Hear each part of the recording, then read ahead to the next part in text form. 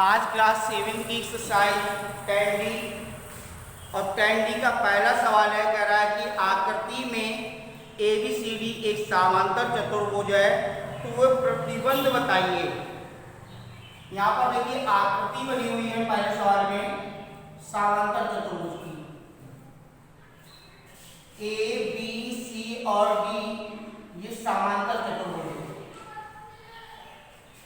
A, B, C, D एक समांतर चतुर्भुज है।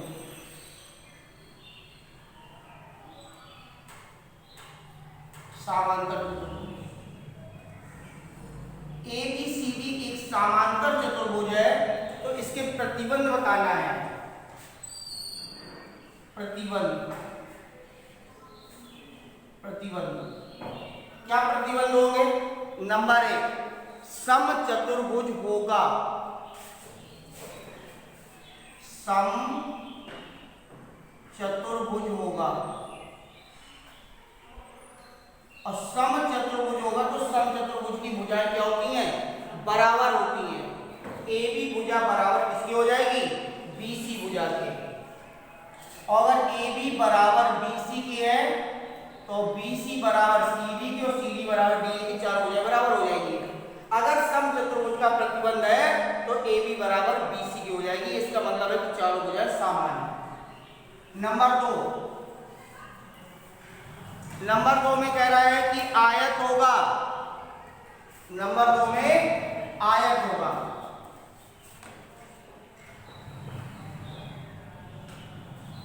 अगर आयत होगा तो इसमें क्या स्थिति रहेगी?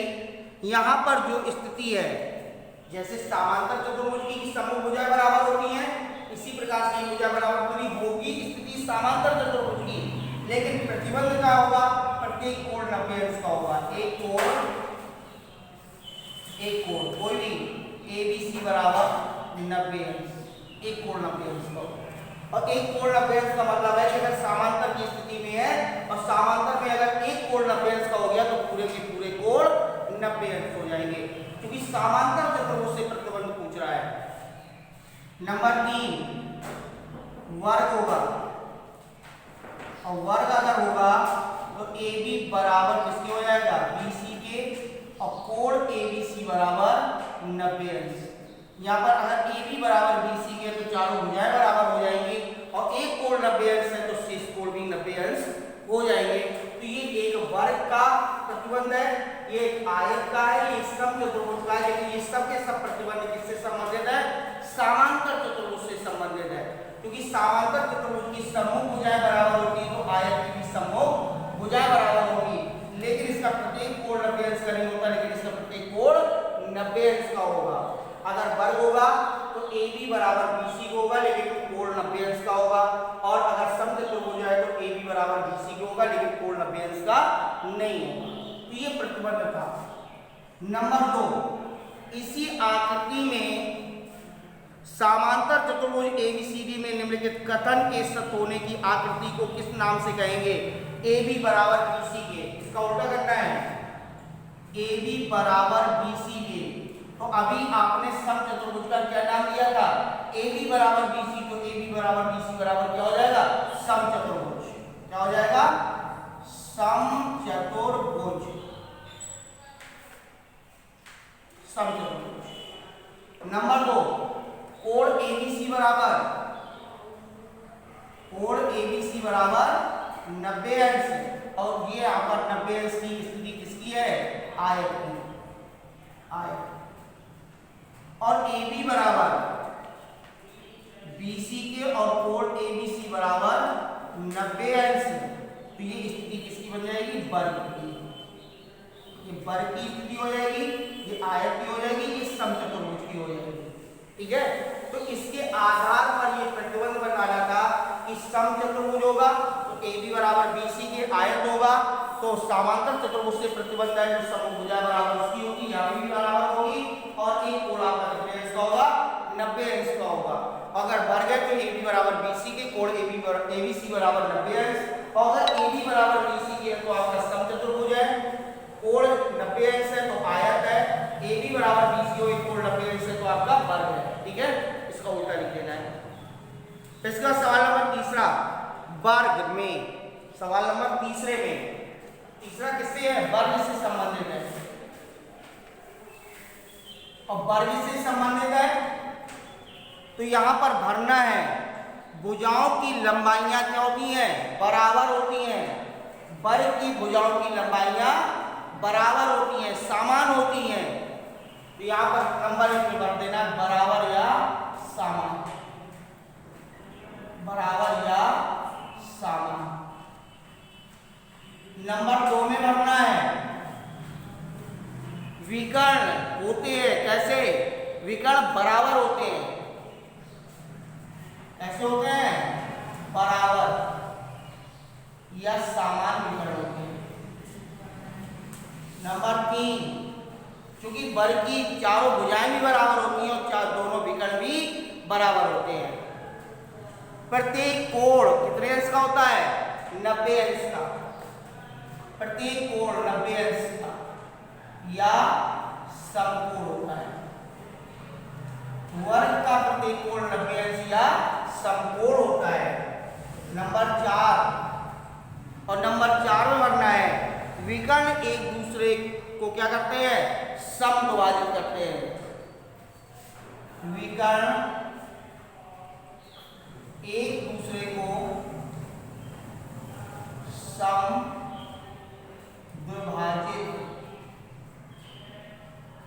करते हैं। वर्ग के विकर्ण एक दूसरे को क्या करते हैं? समद्विभाजित करते हैं। और समद्विभाजित के साथ साथ लंब समद्विभाजित भी करते हैं। क्या करते हैं? लंब समद्विभाजित भी करते हैं। समद्विभाजित के साथ साथ लंब समद्विभाजित भी होते हैं वर्ग के विकर्ण। तो ये स्थिति आपकी थी सवाल नंबर पहले, दूसरे और तीसरे की। अब यहां से आपको चौथे नंबर से सवाल को लगाना है।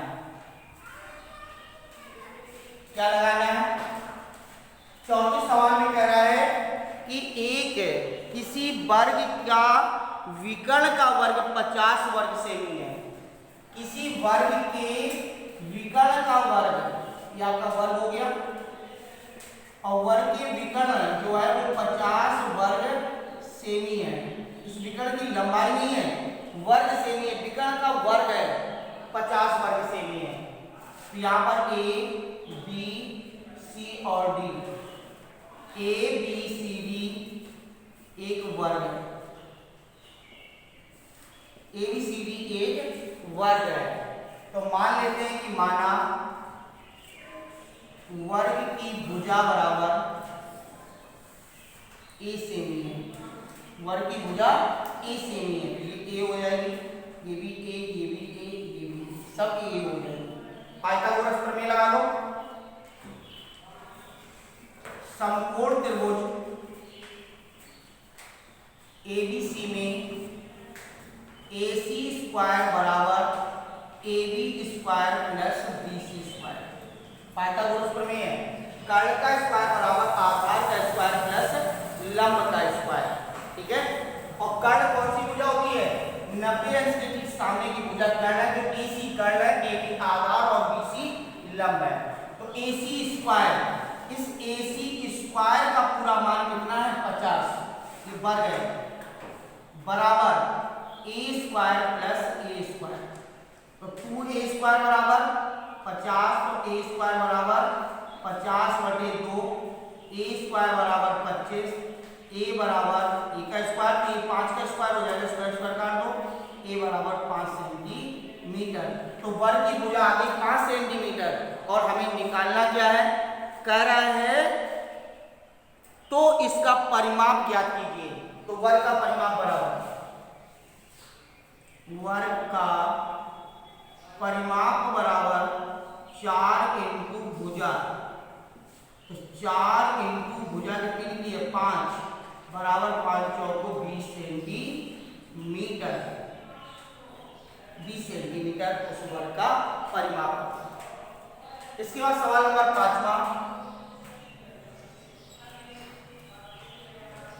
आपकी पुस्तक का एक पन्ने का विकर्ण दूसरे विकर्ण से छोटा है, क्या ये पुस्तक आयताकार है?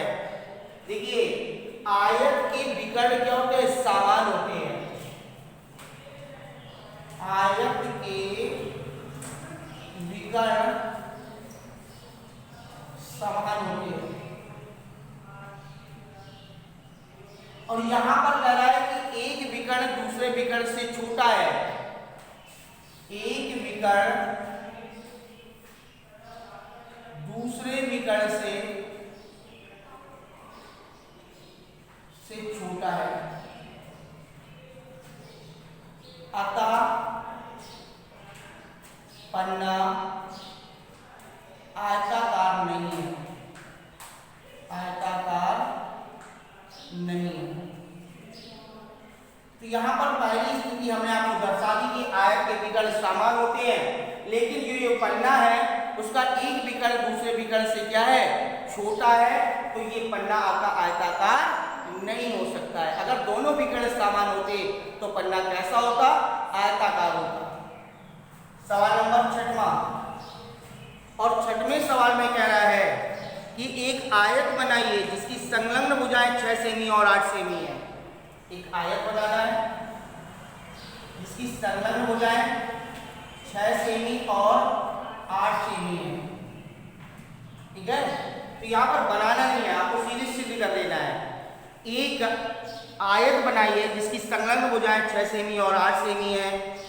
इनके प्रत्येक विकर्ण को नापिए और पाइथागोरस प्रमेय के द्वारा सत्यापित कीजिए। तो विकर्णों को नापना है, ये विकर्ण हो या ये विकर्ण हो, ए बी सी और डी। तो यहां पर सबसे पहले आयत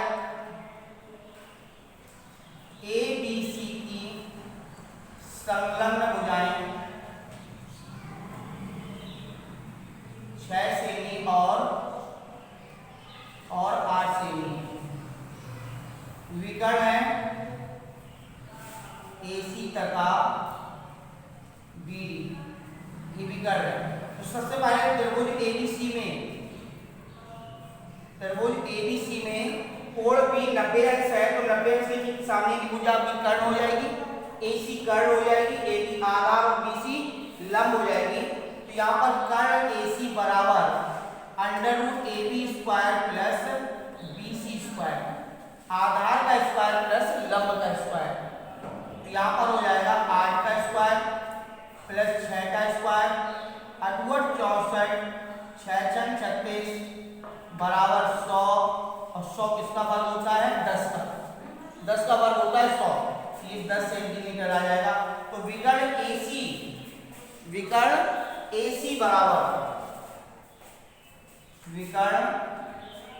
बराबर BD बराबर 10 सेंटीमीटर। दोनों विकर्णों की लंबाइयां कितने सेंटीमीटर होगी, 10 सेंटीमीटर होगी, अगर इस चित्र को बना करके देखा जाए। तो इसके बाद 7वां नंबर है, 7वां भी सेम इसी तरीके से लगाना है। एक आयत बनाइए जिसकी संलग्न भुजाएं 5 सेमी और 12 सेमी है। सेम सवाल है, यहाँ पर 6 और 8 की, यहाँ पर 12 और 5 है, 12 सेमी और 8 सेमी है। इसका एक विकर्ण डाल लो, ABCD। तो सबसे पहले आयत ABCD में संलग्न भुजाएं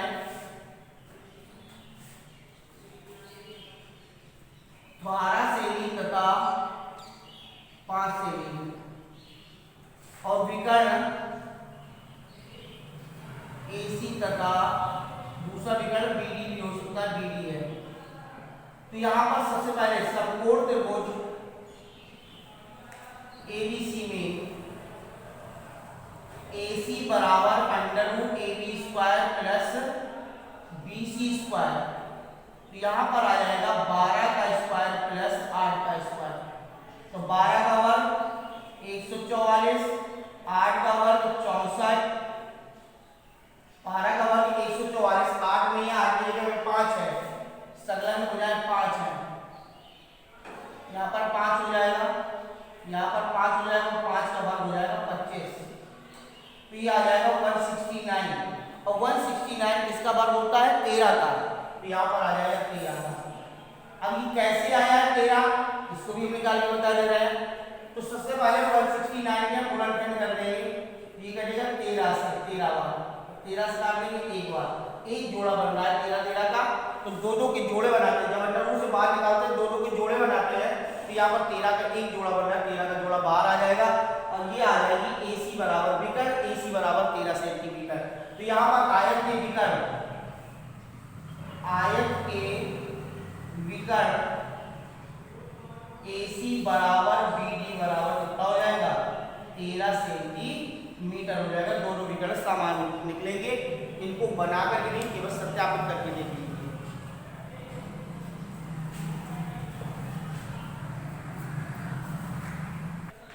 इसके बाद अंतिम सवाल है आपका, चतुर्भुज का एक विकर्ण यदि किसी एक भुजा के बराबर हो तो उनके सभी अंतःकोणों को ज्ञात कीजिए। समचतुर्भुज का एक विकर्ण उनकी भुजा के बराबर है, ये भुजा ये भुजा ये भुजा ये भुजा और ये भुजा सब बराबर है, ठीक है। तो इसके सभी अंतःकोण ज्ञात करने हैं, A, B, C और D। तो सबसे पहले समचतुर्भुज ABCD में AB बराबर BC बराबर, AB बराबर BC बराबर CD बराबर DA बराबर है BD के, भुजा बराबर विकर्ण के है, या सीधे लिखो भुजा बराबर विकर्ण के, भुजा बराबर विकर्ण के, ठीक है। तो समचतुर्भुज ABCD में भुजा बराबर विकर्ण के है, तो त्रिभुज ABD में, त्रिभुज ABD में AB बराबर BD बराबर AD के, तो यहाँ पर तीनों भुजाएं बराबर, तीनों कोण बराबर हो जाएंगे, ABD प्लस कोण ABD प्लस ADB और प्लस BD बराबर है बराबर BAD। तो त्रिभुज के तीनों कोण बराबर हैं, तीनों भुजाएं बराबर तो तीनों कोण बराबर, और तीनों कोणों का योग प्लस ADB प्लस BAD बराबर 180 अंश, और ये तीनों भुजाएं बराबर है तो सबकी जगह लिख दो BAD और BAD बराबर 180 अंश। तो यहाँ पर आ जाएगा 3 कोण BAD बराबर 180, तो कोण BAD बराबर 180/3, तो कोण BAD बराबर आ जाएगा 60 अंश। तो कोण BAD बराबर कोण ABD बराबर कोण ADB बराबर आ जाएगा 60 अंश। जैसे आपने त्रिभुज ABD में निकाला है, इसी प्रकार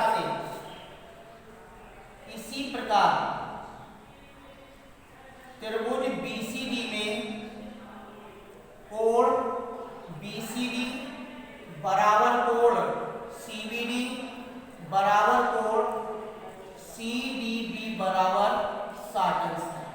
अब ये इस त्रिभुज के भी सभी कोण 60 अंश, इस त्रिभुज के भी सभी कोण 60 अंश, तो कोण ABC बराबर, देखिए ये कोण कोण ABC बराबर है कोण ABD और प्लस कोण CBD के, तो 60 प्लस 60 बराबर 120 अंश। और कोण ADC बराबर कोण ADB और प्लस कोण CDB, ये भी हो जाएगा 60 प्लस 60 बराबर 120 अंश। तो समचतुर्भुज के चारों अंतःकोण